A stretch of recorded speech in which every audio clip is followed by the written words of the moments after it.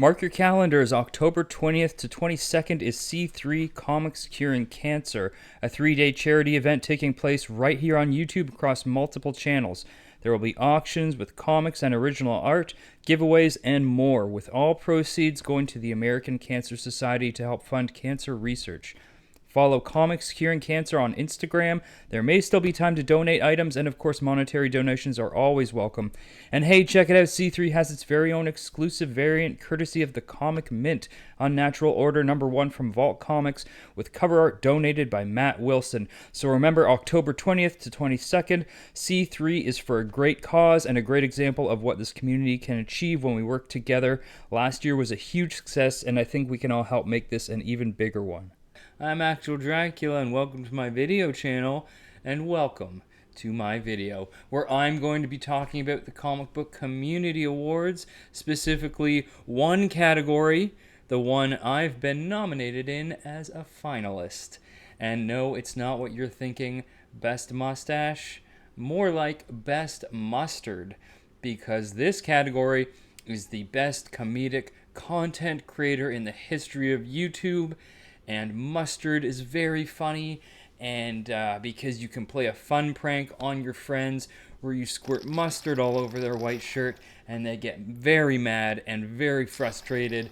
But it's okay because it's a fake mustard bottle that you got at a novelty shop, and it's really just some water with some yellow food coloring in it, and it washes right out. It's not mustard. So I was nominated, and I made the list of finalists along with some other very funny people with YouTube channels. But before I go any further, I have to mention the sponsor for today's video. Now, it's not a new sponsor. It's actually one I've had for like 2 years, but I've kind of neglected to mention them much. So yeah, I apologize to them for not mentioning them more. But it's the bean thing. The beans, stomachs, medical beans. Dr. Stomach's hunger remedy, beans. Beans in bags, beans in cans. You can put our beans in pans. Kidney beans and coffee beans. Our beans are different kinds of beans. Eat them raw or eat them cooked. One taste of our beans will have you hooked. Heat 'em up and watch them fly. Our beans are soaring through the sky. Up, up, and away they go. Our beans have been to the moon, you know. And if you suffer from a weakened constitution, ask about Dr. Stomach's hunger remedy, prescription beans.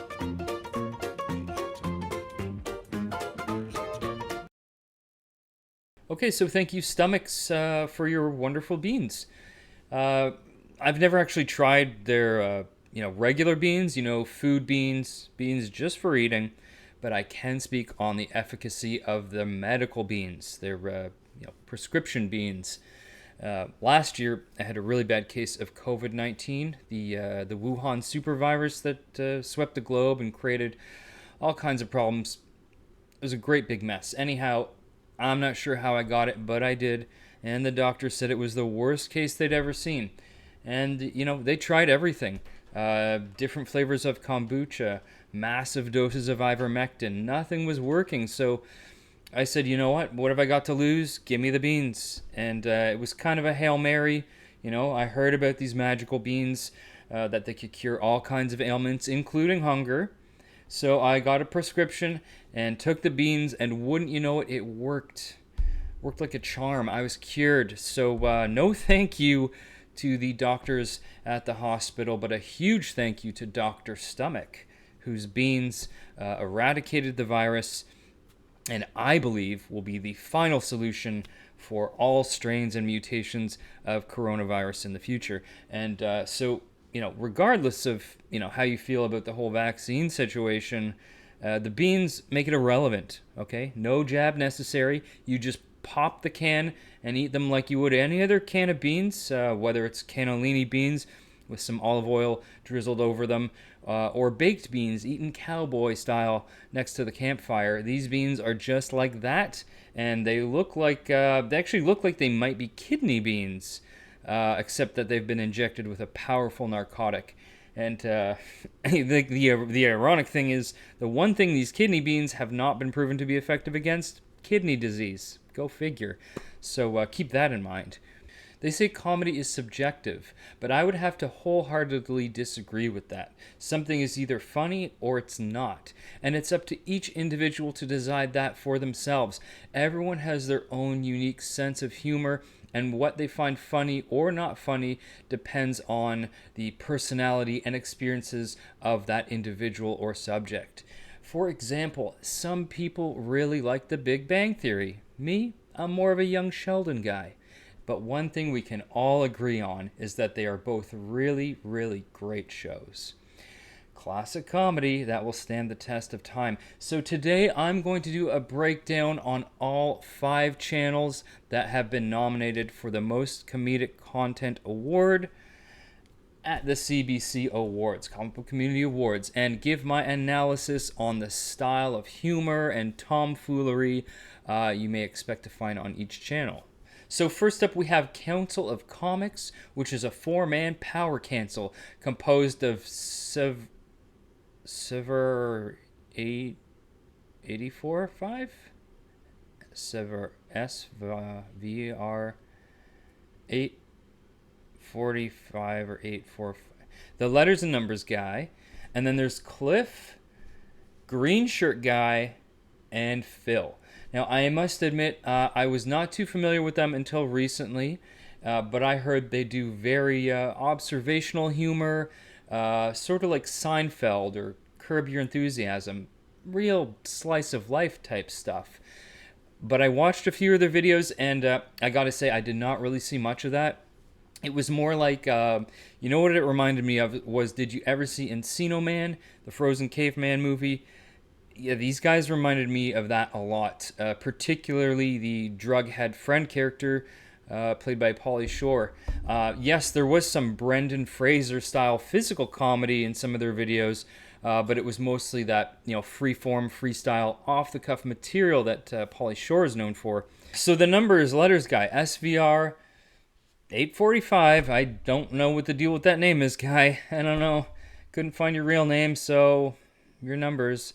And anyways, seems like a nice guy, pretty cool. I think he runs the channel. Definitely has that Pauly Shore energy, that vibe. And that Green Shirt guy, he's bringing some of that Brendan Fraser in Encino Man physical comedy to the table. And Phil is like, he also reminds me of Encino Man, maybe a little bit Fraser, but definitely more of that Devil May Care Pauly Shore style of comedy. And then there's Cliff. He's definitely a little more reserved. He's a bit more like, if you've ever seen Encino Man, the guy that actually finds the caveman in his swimming pool. Not Pauly Shore, but Pauly Shore's friend. He played Samwise Gamgee in the Twin Towers. So Cliff is that guy, the normal guy who owns the pool, the goblin from Lord of the Flies. Maybe if he was called Hawaiian Shirt Guy, he would give off more of a Pauly Shore. No, that's Green Shirt Guy. Who is... anyways, if the Green Shirt Guy had a Hawaiian shirt, I was thinking that might give off even more of a Pauly Shore kind of party animal thing. But anyways, that was just an idea. Just throwing that out there if you guys wanted to play that angle up a bit. So yeah, Council of Comics.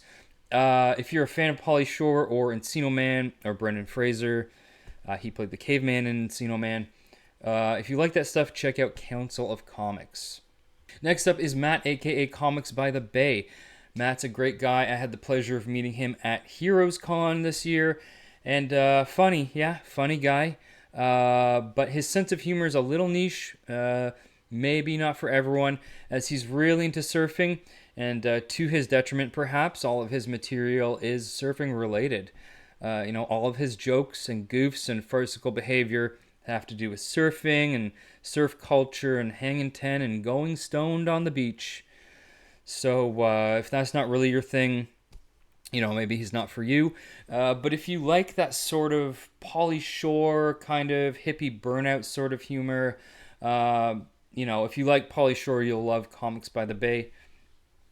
And I was thinking maybe Matt should change his name to Comics on the Shore, right? Because you can still use all the surfing material that still applies, but he'll maybe also attract more of that diehard Pauly Shore fan base. And speaking of diehard, Matt also sometimes goes by the name Marlboro Matt. So if you see someone in the chat named Marlboro Matt making comments like, surfs up, or hey dudes, want to go smoke a boner, that just know that's also Comics by the Bay.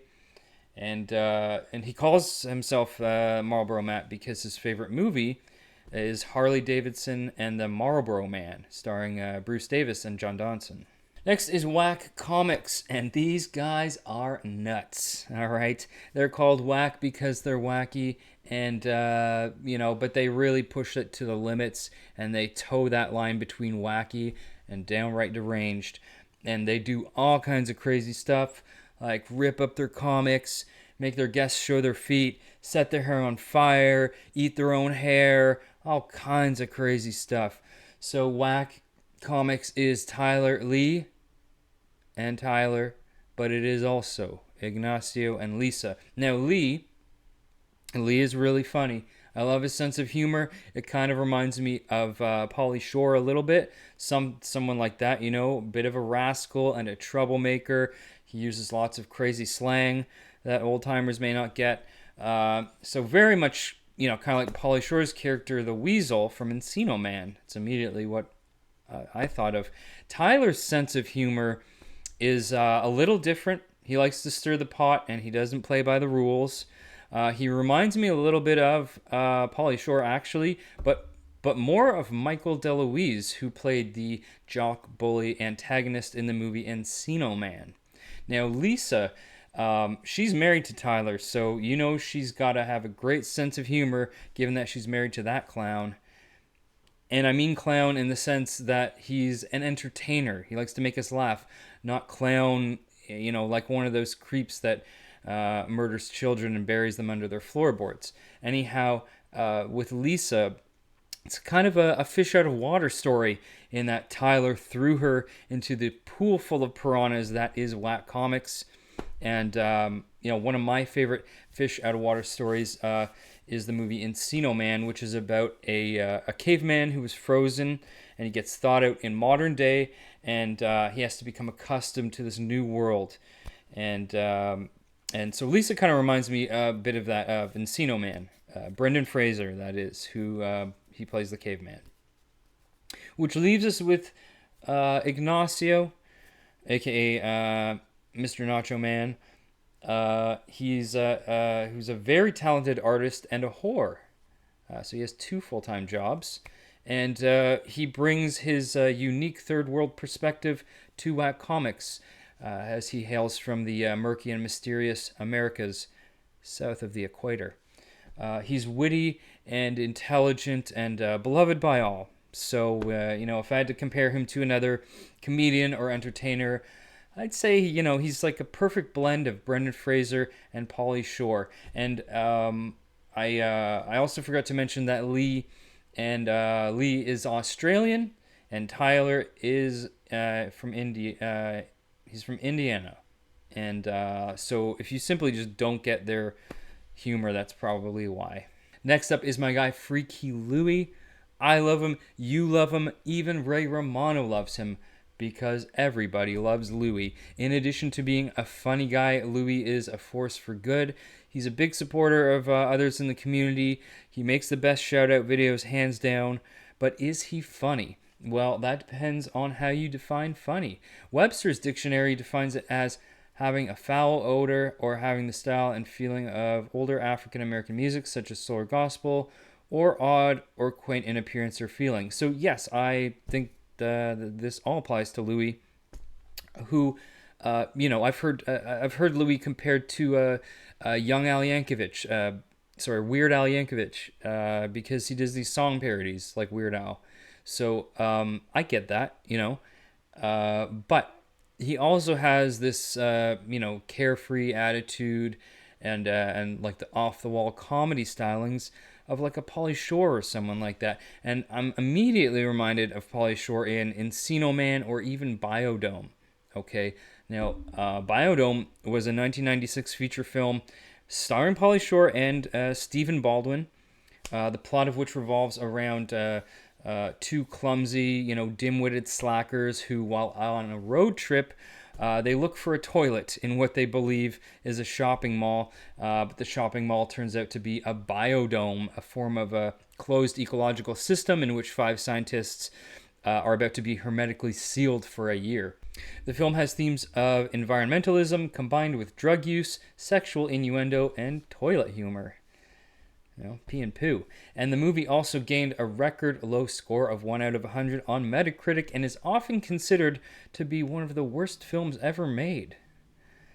But, critics, what do they know, right? So, anyhow, Louis is definitely not one of the worst ever made. In my opinion, he's one of the best ever made.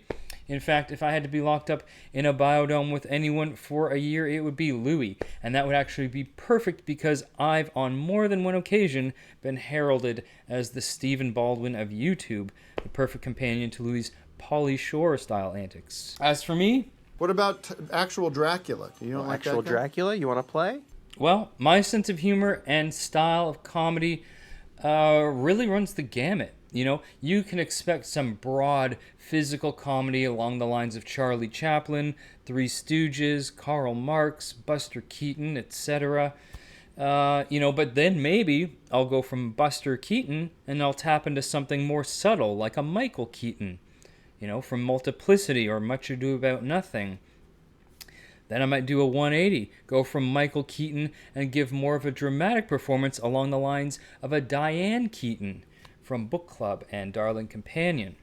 So, I could be a Diane Keaton or even a Diane Sawyer. When I do my interview with the Dracula, she interviewed Charles Manson. But with my interviews, I like to try and flip it so that it's almost like Charles Manson is the one conducting the interview. You follow me? Or even Charlie Sheen. Remember that famous interview? Like that one, except Charlie is asking the questions and Diane Sawyer is the one doing the drugs. No, I don't know what this is.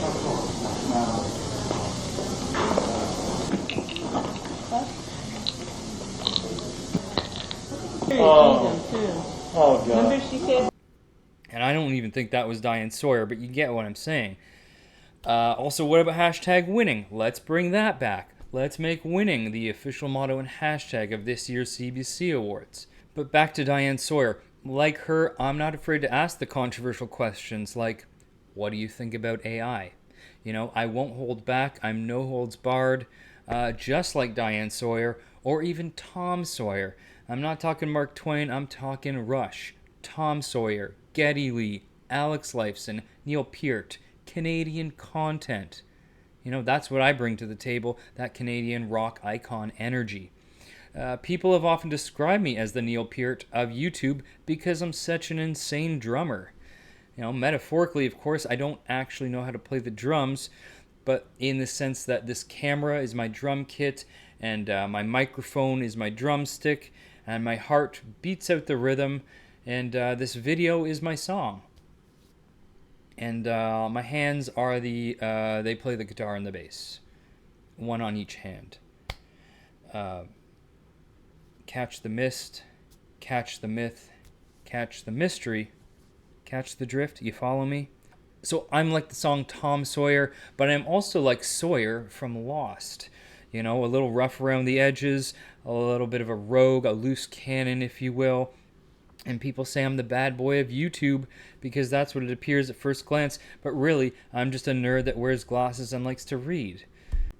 Anyway, the real bad boy of Lost was Saeed, right? Because Saeed was a torturer for Saddam Hussein. Do you know how good you have to be at torture to be handpicked by Saddam Hussein? You gotta be really good at that, and not just waterboarding. You gotta be good at doing all other sorts of crazy torture stuff. So maybe I'm a little bit like Saeed from Lost, not because I'm a torturer, but I think that if Saddam were alive today, I think that he might have liked my channel, and maybe, just maybe, he would have found the inspiration to throw away his weapons of mass destruction and help heal this planet a little bit. And that's really what this is all about. In a society that has birthed power-hungry monsters, totalitarian dictators such as Saddam Hussein and Adolf Hitler, the Comic Book Community Awards is your chance to finally have your voice heard, a truly democratic process. And when it comes to comedic content, variety is the spice of life. And so that's why I've shared with you, some of my inspirations and kind of humor you will find on my channel. From Charlie Chaplin to Adolf Hitler, we've come full circle. Not Hitler, at least not, when it comes to like his anti-Semitism and genocide and all that. I'm talking more in a comedy sense, because he did talk funny, and sometimes I'll do funny voices.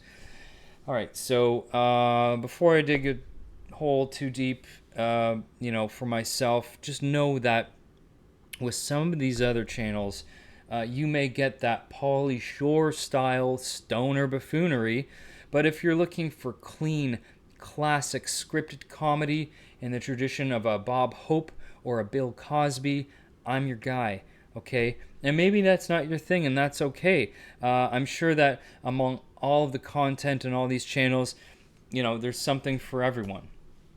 Whether it's Brendan Fraser or Fraser Crane, Kelsey Grammer, tossed salads, scrambled eggs, food-based humor. This is another one of my specialties. If you've made it all the way through this video, if you're still with me, thank you. It's been one wild ride. And now it's up to you to go vote for one of these fine channels. Go to cbcawards.org. The link is below, and you can probably just ignore all the other categories. They're really just there for show, just as filler. Just scroll on down to Most Comedic Content Creator and make your selection. And as much as I would truly appreciate a vote for me, and you probably should, and I'll be mad if you don't, so vote for me without hesitation. But by no means should you feel obligated to vote for me. And all kidding aside, these are all great channels, funny people, and all deserving of this nomination and of your vote. So if you can find a loophole to vote for all of us, please do that. Find a way to do that, and then we all get the award. That'd be fantastic. Also, if you don't like to get political and you wish to abstain from voting, because you're an anarchist, I get that. But do me a favor and at least go check out and subscribe to these other channels. Links are all down below. And that's it, I've said my piece, and I will leave you now with the famous words of Jack Handey. Before you criticize someone, you should walk a mile in their shoes. That way, when you criticize them, you're a mile away from them and you have their shoes. And thanks for watching. I'll see you next time. But I don't know what to do with those tossed salads and scrambled eggs. They're calling again. Scrambled eggs all over my face. What is a boy to do?